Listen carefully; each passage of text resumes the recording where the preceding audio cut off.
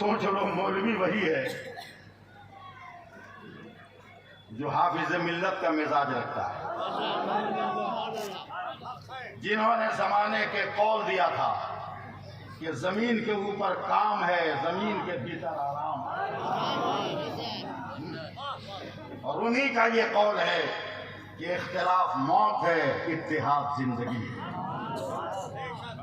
اب میں پڑھتا ہوں آج کی میٹنگ کا نتیجہ۔ ایک ایک ایجنڈے پر آپ کی تائید چاہیے، تائید نہیں ہے تو ہاتھ گرا کے رکھیے گا، مجھ کو کوئی تکلیف نہیں ہے۔ آج مہمان خصوصی کی حیثیت سے مرکزی ادارے شریعہ کے صدر علامہ غلام رسول بلیابی، ادارے شریعہ جھارکھنڈ کے ناظم اعلیٰ حضرت علامہ قطب الدین رضوی اور مجلس علماء اسلام کے تمام ذمہ داران، شہر کلکتہ سے لے کر دارجلنگ نیپال کے بارڈر، جھارکھنڈ بہار کے بارڈر، اڑیسہ کے بارڈر اور بنگلہ دیش کے بارڈر سے آنے والے تمام سنی صحیح العقیدہ علماء کرام، ان کی موجودگی میں نمبر 1،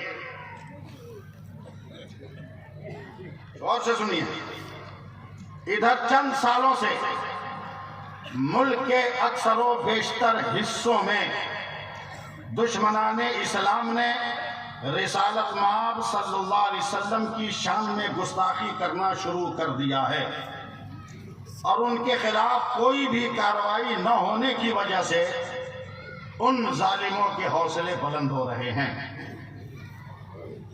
ان کے اقوال و عوامل سے مسلمانوں کے مذہبی جذبات مجروح ہو رہے ہیں، اور مسلمان کسی بھی حال میں اپنے پیارے نبی صلی اللہ علیہ وسلم کی شان میں گستاخی برداشت نہیں کر سکتا۔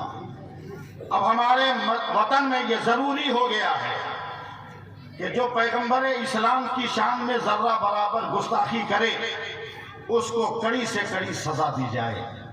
لہذا آج کا یہ کھلا ہوا اجلاس ہندوستان کے تمام ریاستی حکومتوں، مرکزی حکومت سے پرزور مطالبہ کرتا ہے کہ تحفظ ناموس رسالت صلی اللہ علیہ وسلم کے لیے قانون بنا کر مجرموں کو کیفر کردار تک پہنچانے تک ٹھوس قدم اٹھائے۔ بولیے یہ صحیح ہے کہ نہیں ہے؟ آپ سب تائید کرتے ہو تو ہاتھ اٹھاؤ، ایسا ہونا چاہیے نا؟ سبحان اللہ۔ دوسرا، اس پرفتن دور میں بھارت کے اکثر علاقوں میں مسلم اقلیت کے افراد کو موب لنچنگ کے ذریعے دیگر منصوبوں کے تحت سخت اذیت پہنچاتے ہوئے شر پسند عناصر کا مسلم اقلیت پر حملہ عزت و آبرو اور جان و مال کے درپے ہو گئے ہیں۔ ایسی صورت میں مرکزی حکومت سے مانگ کی جاتی ہے کہ وہ مسلم سیکورٹی ایکٹ نافذ کر کے اقلیتوں کے جان و مال کی حفاظت یقینی بنائے۔ آپ تائید کرتے ہیں؟ دونوں ہاتھ اٹھا کر بولیے۔ نمبر 3، ملک میں اکثریتی فرقہ کے مذہبی جذبات کو بھڑکا کر دلت، مسلم اور دیگر اقلیتوں کے خلاف مذہبی منافرت پیدا کر کے فضا مقدر کی جا رہی ہے۔ ایسے عناصر پر تعزیرات ہند کے دفعات کے تحت ایسے عناصر کو کیفر کردار تک پہنچایا جائے۔ تائید ہے آپ حضرات کی؟ چلیے نمبر 4، اور اسے غور سے آپ سنیے۔ پورے بنگال میں مسلم اقلیت کی تعداد ملازمت اور اقتدار میں گھٹتے جانا یہ تشویشناک ہے۔ اقلیت کی اتنی بڑی آبادی کو نظر انداز کر کے ترقی کے مراحل طے نہیں کیے جا سکتے۔ لہذا مسلم اقلیت کے سماجی، معاشرتی، تعلیمی، فلاحی پسماندگی کے مد نظر آبادی کے تناسب کے اعتبار سے ملازمت اور اقتدار میں مسلمانوں کو برابری کی حصہ داری دی جائے۔ تیار ہیں آپ؟ تائید کیجیے۔ نمبر 5، زبان اردو ملک کی تاریخ، ثقافت، تہذیب و تمدن کا ایک معیار ہے۔ لہٰذا اس زبان اردو کے فروغ و ارتقاء کے لیے کوئی مضبوط پہل نہیں ہو رہی ہے، جس کا نتیجہ یہ ہے کہ پرائمری، مڈل، ہائی اسکول، کالجوں میں زبان اردو دم توڑ رہی ہے۔ بڑی وجہ جہاں محبان اردو کے لیے ضروری ہے کہ وہ ہر محاذ پر زبان اردو کی ترویج کو ملحوظ رکھے، وہیں جن اسکولوں میں اردو یونٹ نہیں ہے وہاں اردو یونٹ قائم کی جائے، اور جن تعلیمی اداروں سے اردو یونٹ تو ہے اس کے اساتذہ نہیں ہے وہاں پر اساتذہ کی تقرری ہو، درسی کتابیں بزبان اردو دستیاب ہوں، اور زبان اردو کو روزگار سے جوڑا جائے، اور محبان اردو دکانوں، سرکاری دفاتر، تعلیمی اداروں، سرکاری ہوں یا غیر سرکاری، اردو میں نام پلیٹ لگانے کی مہم جاری رکھیں۔ تائید کرتے ہیں آپ حضرات؟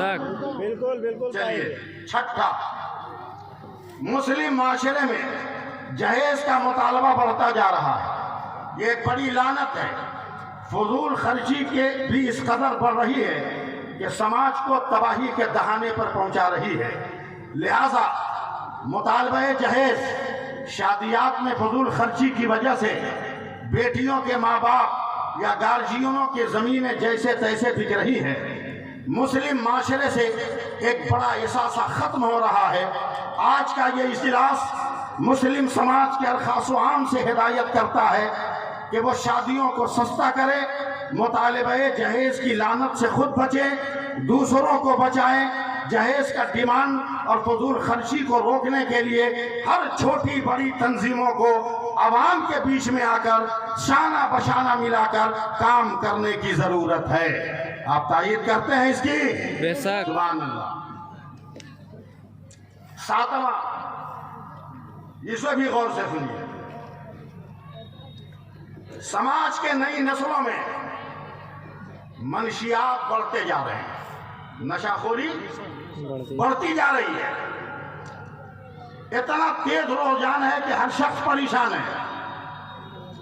اسی طرح ارتداد کی شرح بھی بڑھ رہی ہے، بالخصوص دیہی اور شہری علاقوں کی ناسمجھ لڑکیاں غیر مسلم لڑکوں کے ساتھ بھاگ کر اپنے ایمان کو بیچ دے رہے ہیں، یا مسلم نوجوان غیر مسلموں کے لڑکوں کے چکر میں پڑ کر اپنے ایمان کو بیچ دے رہا ہے۔ لہذا ضروری ہے کہ منشیات سے پاک سماج کے لیے اور ارتداد کے سد باب کے لیے ہر محلے میں تحریک بیداری شروع کی جائے۔ بولیے، ٹھنڈے پڑ گئے آپ لوگ؟ ابھی تو بہت کچھ باقی ہے۔ نمبر 8، مسلم معاشرے میں دینی و عصری تعلیم کی شرح روز بروز گھٹتی جا رہی ہے، جس سے مسلم معاشرہ مزید پسماندگی کے غار میں پہنچ رہا ہے۔ لہذا کم کھائیں لیکن بچوں کو پڑھائیں گے، اس پر عمل کرتے ہوئے ائمہ مساجد، علماء کرام، طلب، ادارے، کمیٹیوں کے ذمہ داران، ان کے بااثر حضرات اس جانب خصوصی توجہ دیں اور ہر سال قابل رشک تعلیمی شرح کے اضافے میں آپ اضافہ کریں، اپنی بستی کے اسکولوں میں ہمارے بچے کریں تاکہ ہماری بستی کا نام روشن ہو۔ ہم اپنے بچوں کو ایسا گائیڈ کریں گے نا؟ منہ سے بولیے، بے شک۔ چپ رہنے کا وقت نکل گیا۔ نمبر 9،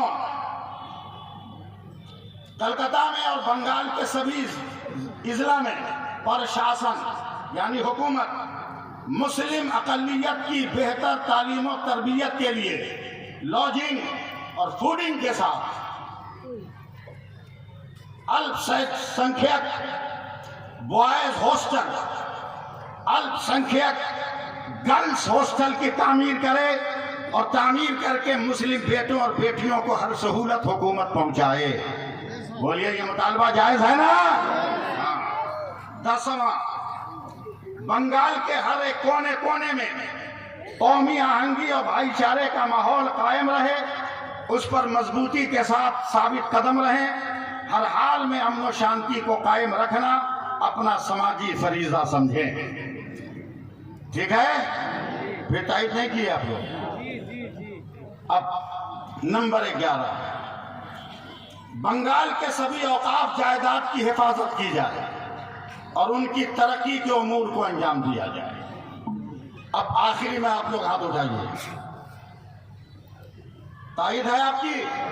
کوئی ایک آدمی نعرہ لگاؤ، سب نعرے سے خیر مقدم کرو.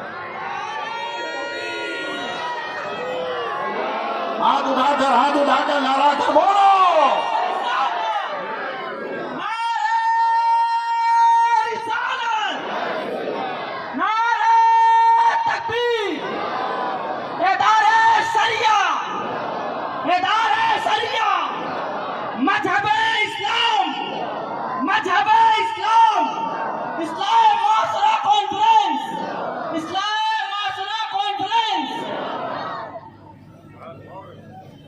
حضرات، یہ آج کے میٹنگ کا وہ مال تھا جو ہزاروں علماء کے بیچ ذہنی لڑائی اور جنگ سے نکل کر نتیجہ کی صورت میں آپ کے سامنے آیا. آپ کے سامنے آیا. بس آپ اس کی قدر کریں. علماء آپ سے پیسہ نہیں مانگ رہے، علماء آپ سے کچھ مانگ نہیں رہے. علماء صرف اتنا مانگ رہے ہیں کہ وقت پر نماز پڑھی اور اپنے اماموں کے پیچھے پیچھے چلیے. وقت پہ نماز پڑھی اور اپنے امام کے پیچھے پیچھے چلیے. میں اپنی بڑی مسجد کے مصلی حضرات اور ان کے ارکان کا بھی شکریہ ادا کرتا ہوں کہ آنن فانن اتنے بڑے اجلاس کا انہوں نے انتظام کر دیا. اللہ تعالیٰ ان سب کو سلامت رکھے.